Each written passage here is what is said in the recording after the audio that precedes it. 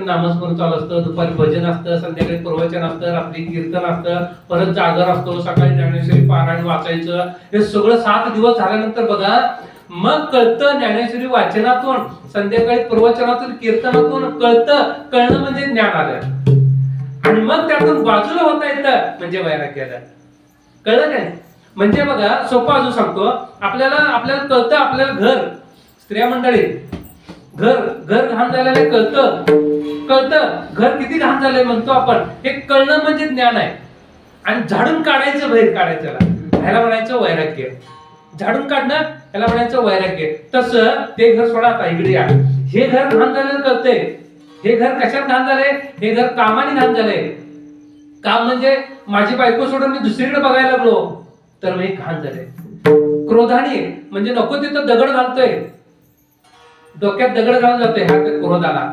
लोभाने घाण झाले. लोभ म्हणजे माझा पगार समजा 10,000 असेल तर मला 15,000 कुठून तर मिळालं तर मी घेतोय, म्हणजे इथं लोभ आला, भ्रष्टाचार झाला तिथं. म्हणजे हे घर घाण झाले कशाने? काम, क्रोध, लोभ, मद, मत्सर, दम, संशय, चिंता, यानं सगळ्यात घाण झाले. हे कळणं ह्याला म्हणायचं ज्ञान.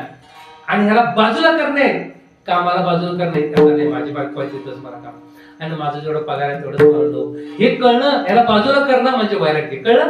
ज्ञान आणि वैराग्य. मग हे ज्ञान वैराग्य कधी कळतं? इथून कीर्तनातून कळतं, इथून प्रवचनातून कळतं, इथून 7 दिवस महाभागवत पुराण लावल्यानंतर कळतं, पारायणातून कळतं.